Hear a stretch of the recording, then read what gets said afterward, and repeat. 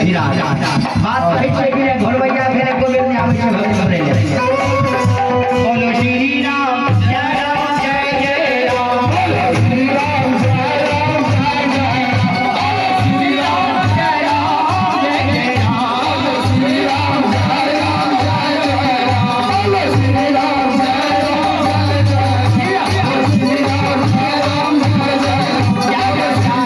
महादेव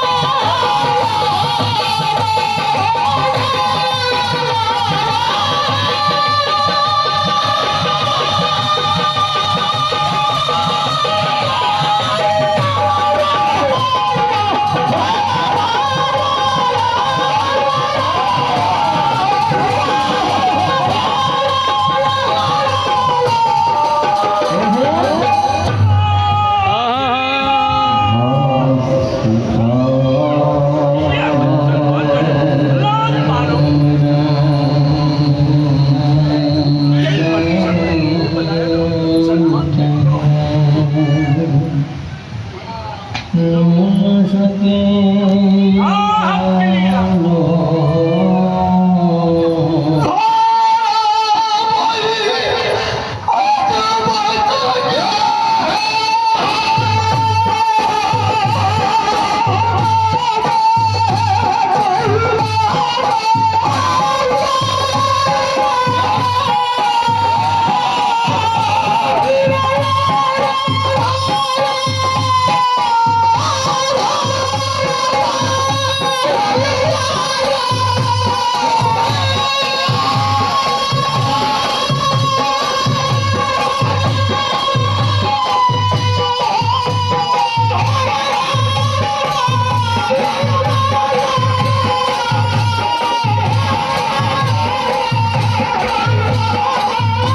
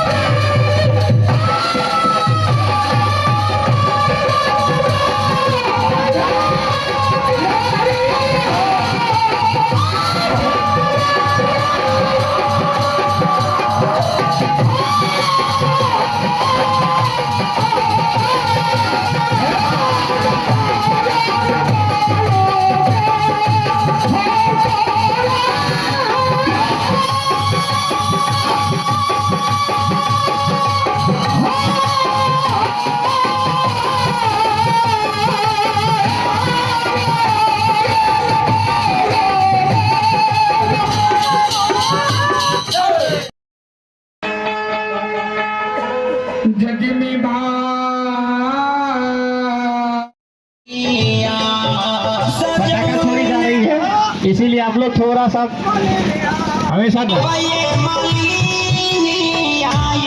पटाखा छोड़ी जा रही है, इसीलिए आप लोग थोड़ा वेट कर लीजिए। पटाखा आगे में छोड़ी जा रही है, इसलिए गाड़ी रुकी हुई है।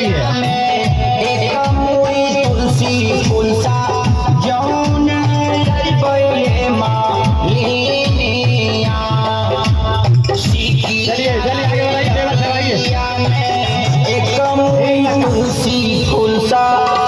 जाने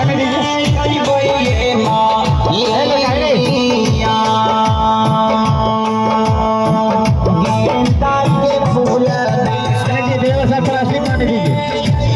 सभी लोग पत्ती बस।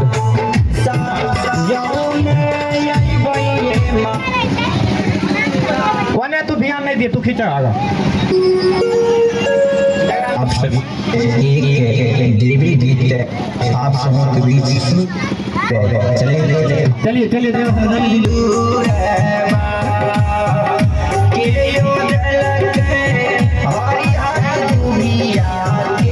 चलिए गाड़ी बना ले स्टैंड में। चलो सभी साइड ऑफ चलो। सावधानी से फिर भी है ड्राइवर साहब आगे दीजिए, थोड़ा सा स्पीड में। जितने भी कलशधारी है आपसे पिता में निवेदन है कि